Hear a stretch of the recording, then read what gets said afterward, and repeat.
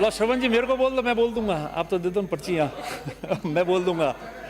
सभापति जी, मांग संख्या 29, 37 और 47 पर बोलने के लिए आपने अनुमति दी, उसका आभार व्यक्त करता हूं।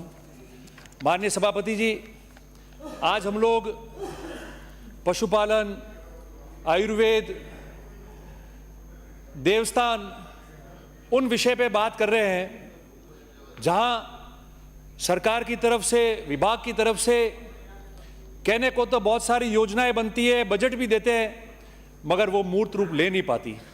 आज भी जो पूरे प्रदेश को हमारे सबसे ज़्यादा रेवेन्यू जहाँ से हो सकती है, सबसे ज़्यादा जिस वर्ग का हम लोग ध्यान रख सकते हैं, सबसे ज़्यादा जो ज़रूरतमंद लोग हैं जिनके बारे में सरकारों को सोचने की आवश्यकता थी, और समय समय पे उन लोगों ने अपने हिसाब से बजट के माध्यम से या दूसरे माध्यम से घोषणाएं की और वो उसको लाभ नहीं मिल सका, उसके बारे में चर्चा करने के लिए हम लोग खड़े हैं। सभापति जी, पशुपालन और पशुधन हमारे प्रदेश का मुख्य स्रोत रहा है।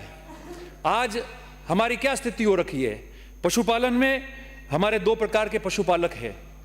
एक पशुपालक जो हमारे खुद के खेत पर जो खेती करता है और खेती के अलावा अपने पास में दुधारू पशु रखता है, वो भैंस रखता है, वो गाय रखता है। और एक पशुपालक जो पशुधन लेकर जगह जगह जाता है, अलग अलग जगह जिलों में या प्रदेशों के बाहर जाकर उस पशुधन को लेकर जाता है, उनकी चराई करता है, कठिन जीवन जीता है और वो पूरे क्लस्टर में, बाड़े में रहता है। भले वो भेड़ हो, बकरी हो, ऊंट हो, वो पशुपालक है जो उस पशुधन को लेकर जाता है। सभापति जी, हम लोगों ने इस वर्ष हम लोग ऊंट का वर्ष मना रहे हैं। यूएनओ ने भी ये बात कह दी। राजस्थान के अंदर, पूरे विश्व के अंदर जो 90 देश है, उन 90 देशों में भारत तीसरे नंबर पे है जिसमें सर्वाधिक ऊंट पाए जाते हैं। आज हमारे यहाँ क्या स्थिति है? आप 2012 की जनगणना देखो। 2012 की जनगणना के अंदर हमारे करीबन 3-3.5 लाख की जनसंख्या ऊंटों की आई थी। आज हमारी स्थिति, हम 2 लाख से भी कम हो गए। उसका क्या कारण रहा? उस पर भी हमको सोचना पड़ेगा। हमने यहाँ बिल पास करके और ऊंट को राजस्थान का, प्रदेश का पशु घोषित कर दिया, मगर उसके साथ साथ में हमने क्या किया? हमने उस पशुपालक के साथ अन्याय कर दिया। आपने बजट के अंदर 10,000 रुपये को 20,000 रुपये किया है, उसका मैं स्वागत करता हूं, मगर उसमें 2 कमियां हैं। एक तो आप उसका इंस्टॉलमेंट, माननीय मंत्री महोदय को मैं अवगत कराना चाहूंगा आपके माध्यम से कि वो 20,000 रुपये आप एक साथ में दो। आप 10,000 दे रहे हो, वो भी 2 इंस्टॉलमेंट में दे रहे हो। 5,000 आता है, वो उसका काम शुरू करता है, जब तक वो 5,000 दूसरा आता ही नहीं है उसके पास में। तो 20,000 रुपये क्या होते हैं? 20,000 आप उसको एक साथ में दोगे, तब जाके वो एक साथ में उसका काम शुरू करेगा। दूसरा, आपने उसको राज्य पशु घोषित कर दिया, मगर उसके अंदर इतने राइडर्स डाल दिए। अभी हमारे सम्मानीय वरिष्ठ साथी पारिक साहब जब अपनी बात कह रहे थे, तो उन्होंने कुछ पशुओं के बारे में जो बाहर जाते हैं प्रदेश के, उनके बारे में भी उन्होंने आपको अंकित किया था। आपने जो राज्य पशु घोषित किया, उसके अंदर आपने एक राइडर डाल दिया। राइडर में आपने क्या लिखा? 7 नंबर पे, द कॉम्पिटेंट अथॉरिटी में issue special permit in the prescribed manner for export of camel from Rajasthan for agriculture और dairy farming purposes for his participation in animal fair, and before granting such permission the competent authority shall also ensure that such export in no way reduces the number of such camel below the level of actual requirement of the local area. अब इसमें आपने क्या किया? आपने ये rider डाल दिया कि वो पशु मेले में जा रहा है प्रदेश के बाहर, वो प्रदेश के बाहर में कृषि के काम से, खेती के काम से। सदस्य बोल रहा है, कृपया आप थोड़ा इस सदन की गरिमा को ध्यान में रखो। प्लीज सदस्य। श्रवण जी का माहौल खत्म नहीं हो रहा, इसीलिए है माहौल। तो आपने ये राइडर डाला है, कैसे वो ले जाएगा? कैसे कृषि कार्य के लिए वो उसको बाहर भेजेगा? कैसे खरीदार आएगा? कैसे वो उसको लेके जाएगा?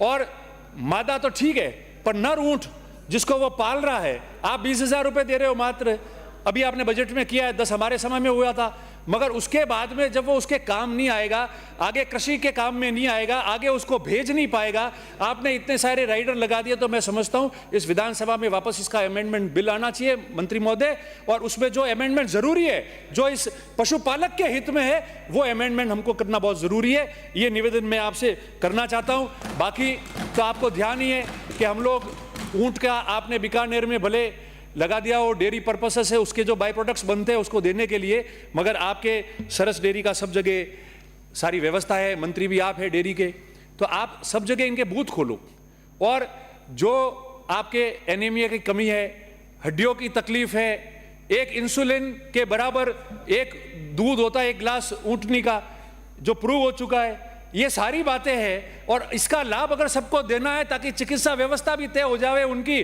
तो आपको इन सबको उन बूथों पे ले जाना पड़ेगा, वो बाई प्रोडक्ट वहां देने पड़ेंगे, बाई प्रोडक्ट वहां जाएंगे, जब जाके उसको आमदनी भी प्राप्त होगी, डेयरी को भी होगी, और आम व्यक्ति यहाँ का जो है वो लाभान्वित भी हो पाएगा।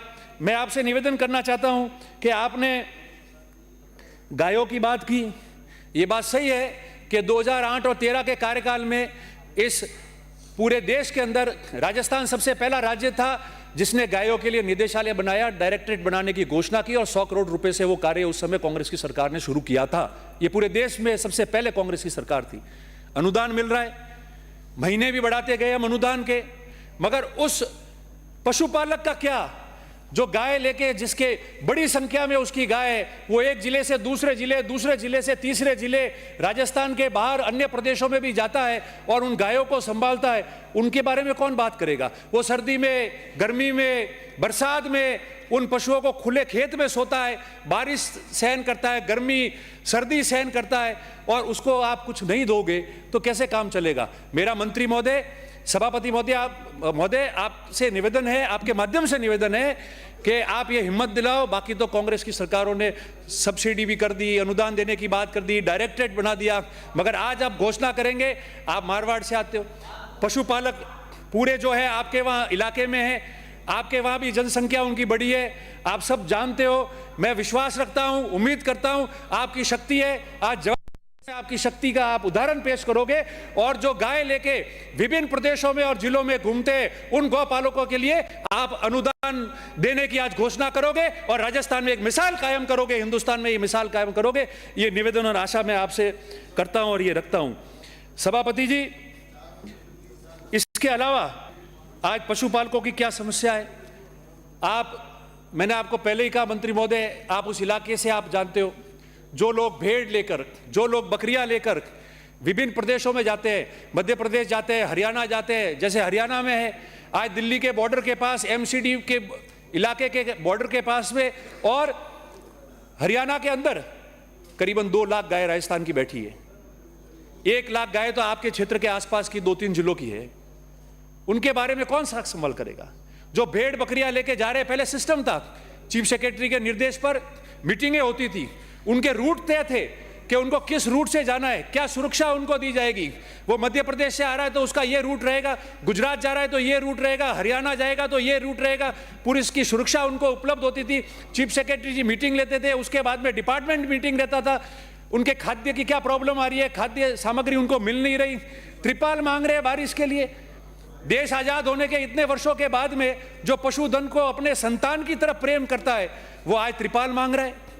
एक्सीडेंट रोड पे हो जाते हैं, हम देखते हैं, रोड पे जाते हैं, ट्रक ने इतनी सारी भेड़ मार दी, बिजली गिर गई, उसकी भेड़ें मर गई, उस परिवार की तो खुद की मौत उस दिन हो जाती है जब एक साथ में उसकी 50-50 जो है भेड़ और बकरियां मर जाती है, और हम उसकी ज्ञापन लेते, आगे कुछ नहीं हो पाता। आप फॉरेन सिस्टम तय करें कलेक्ट्रेट के यहाँ, रोड एक्सीडेंट में इंसान की मौत होती है, हम 50,000 लाख रुपया उसको उसी समय जो है वहां जाके दे देते। तो आप ये भी घोषणा कराएं कि इस प्रकार का अगर कोई एक्सीडेंट होता है और वेरीफाई हो जाता है कि भेड़ कहाँ की है, क्या है, तो उसके पश्चात जिला कलेक्टर के ऑफिस से उसको जो है उसका अनुदान या मुआवजा उसी समय उसको मिल जाए, तो वो परिवार को संबल मिलेगा, नहीं तो वो काम नहीं हो पाएगा। और उसके अतिरिक्त ये जो व्यवस्था है, जैसे कोटा की तरफ से जाते हैं, जंगलों में सेंचुरी आ गई, रोड आपने बंद कर दिए, रास्ते बंद कर दिए, पानी की बीच में व्यवस्था थी वो सारी बंद कर दी। आप पुनः जो मीटिंग होती है, अभी जून महीना, जुलाई महीना, और सब लोग आएंगे वापस राजस्थान, अक्टूबर नवंबर में वापस चले जाएंगे राजस्थान के बाहर, तो आप उस मीटिंग की व्यवस्था तय कराएं कलेक्ट्रेट में और यहाँ जयपुर के स्तर पे वो मीटिंग हो जाए ताकि उनको पूरी जो है वो सुरक्षा जो है वो उपलब्ध हो पाए।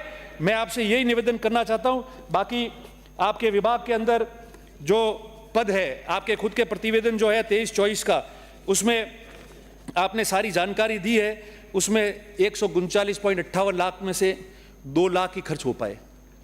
अब बताओ क्या स्थिति है, कैसे हम उन पशुपालकों की या पशुधन की बात करेंगे। ये तो मैं आपको 1-2 ही मोटी बात बता रहा हूँ। ये जो पद रिक्त है उनको भरो तो ही आगे जो है इसका काम हो पाएगा। माननीय मंत्री जी, मैं आपको एक विषय देवस्थान पर और आयुर्वेद पे निवेदन करना चाहता हूँ। देवस्थान विभाग हमने बना तो दिया, देवस्थान विभागों में ट्रस्ट भी रजिस्टर हो रहे हैं और भी सारी प्रक्रिया हो रही है, पर आज क्या हालत है हमारे डिपार्टमेंट की।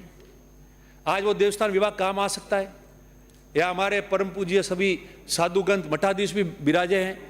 मैं आपके माध्यम से एक निवेदन करना चाहता हूं, ये हम लोग प्लीज सदस्य बोल रहा है, अगर मीटिंग करनी तो आपके लॉबी में जाकर बात करेंगे तो ठीक रहेगा। बहुत आज राजस्थान की जनता आपको यूट्यूब पर सब पे देख रही है, आप बातें कर रहे हो, आपका सदस्य बेचारा वो सारी बात रख रहा है, आप बातें कर रहे हो, इधर तक आवाज आ रही है। यहाँ पर दर्शक देख रहे हैं कि आप यहाँ क्या कर रहे हो और यूट्यूब पे जा रहा है, अच्छी बात नहीं है। मैं दोनों ही पक्ष और विपक्ष दोनों ही सदस्य को कह रहा हूं, अब की बार बात करेंगे नाम लेकर पुकारूंगा, आपकी बात आपके क्षेत्र में जाएगी, अच्छा नहीं लगेगा। धन्यवाद। माननीय सभापति महोदय धन्यवाद। 2 मिनट मेरे जोड़ देना, ये आप वाले भी। तो माननीय मंत्री जी, सभापति महोदय, आपके माध्यम से मैं माननीय मंत्री जी को अवगत कराना चाहता हूं कि देवस्थान विभाग में आज ये पक्ष और नापक्ष में, माननीय सदस्य भी मेरे से पूर्व जो बोल रहे थे, पक्ष और नापक्ष में तो राजनीतिक व्यवस्था भले बांट ले, मगर उसके बांटने से किसी का धर्म, किसी की जाति वो छुप नहीं सकती। उसकी धर्म और उसकी जाति जो है और उसका जो कर्तव्य है समाज के प्रति, उसके जाति और धर्म के प्रति, वो काम चलता रहेगा। ये हमारी राजनीतिक विचारधारा है जो हम हाँ पक्ष और ना पक्ष में अपनी ये बात कर रहे हैं। मगर मैं आपको कहना चाहता हूँ, हमारे यहाँ मठों की परंपरा है, आप जानते हो, आप भी वहाँ से आते हो, बाबूजी विराजे हैं, सारे लोग हैं। हमारे यहाँ नई प्रथा चली है कि मठों, और उसमें जब लगा कि मठों के अंदर व्यवस्था बहुत तगड़ी चल रही है तो कोई भी आपके विभाग के अंदर आके कागज दे देता है कि इस मठ पे मेरा अधिकार है। मठ पे किसी का अधिकार नहीं है, मठ पे उसका अधिकार है जो वहां मठाधीश है, और उस मठाधीश ने गुरु दर गुरु और शिष्य दर शिष्य जिसने चादर बदली है और उनकी समाधियां हुई है, उस मठाधीश की उस मठ के अंदर व्यवस्था है। आप संरक्षक देना ऐसी बातों में ताकि जो है हमारी व्यवस्था धर्म की खराब नहीं हो सके। अध्यक्ष महोदय 3 मिनट 4 मिनट मैं लूंगा, 2-3 पॉइंट ही कहना चाहता हूं। सभापति जी, अध्यक्ष महोदय मेरे मुंह से निकला है, भविष्य में शुभकामनाएं आपको भी कभी। तो सभापति जी 2-3 बातें मैं कहना चाहता हूं। आप देवस्थान विभाग के अंदर एक तो फॉरेस्ट, एक रेवेन्यू, एक टूरिज्म, इन 4 की कमेटी बनाकर आप देवस्थान से जो आपके मंदिर संचालित हो रहे उनकी आप रिव्यू कराइए। होता क्या है कि आपने तो ट्रस्ट रजिस्टर कर दिया, ट्रस्ट बन गया, ट्रस्ट ने अपनी बापहोती बना दी मंदिर को। अब वो जब चाहे उस ट्रस्ट का इतना मोनोपोली हो जाती है कि जो वहां चने बेचने वाला गरीब आदमी है, खिलौने बेचने वाला गरीब आदमी है, उसको कभी भी आके उठा देते हैं कि हमने नहीं उठाया, फॉरेस्ट वाले ने उठाया। फॉरेस्ट के पास जाओ तो साहब देवस्थान विभाग की भूमि है, उनसे बात करो। तो फिर कैसे काम चलेगा जब तक आप फॉरेस्ट की, रेवेन्यू की, टूरिज्म की और देवस्थान की टीम गठित नहीं करोगे तो ये कार्य आपका हो नहीं पाएगा। एक अंत में आपसे मैं बस इतनी बात, एक आखिरी बात निवेदन करना चाहता हूं कि आपके विभाग के अंदर हमारी सरकार ने और सबने कैलाश मानसरोवर तीर्थ यात्रा का भी आयोजन शुरू किया था, उसको प्रमोट कराइए। 100 लाख का बजट था, 1 लाख खर्च हुआ है। इसके अलावा भी बहुत सारी है आपके प्रतिवेदन में, ये जो मैं बोल रहा हूं, मैं आपसे इतना ही निवेदन करता हूं। एक आपके पास में प्रस्ताव आया हुआ है, वहां से नगरपालिका माउंट आबू से, सरकार भी शायद ये विचार रखती है, अगर आपको उसका नाम आपके माध्यम से आबूराज रखना हो तो हमको कोई आपत्ति नहीं है। आप जहां से कैबिनेट में, हाउस में जहां भी लाना चाहे हम उसका समर्थन करेंगे उस नाम का, और कोई उसमें दिक्कत नहीं है। मैं आपसे इतना ही निवेदन करता हूं, मेरी बात समाप्त कर रहा हूं, और आपको एक ही बात का निवेदन करता हूं कि मेहरबानी करके देवस्थान विभाग को आप देखिए, श्री ट्रस्ट की भूमियां उपयोग में नहीं आ रही और गड़बड़ हो रही है। यही मैं आपसे निवेदन करना चाहता हूं। आपका बहुत बहुत धन्यवाद, आभार।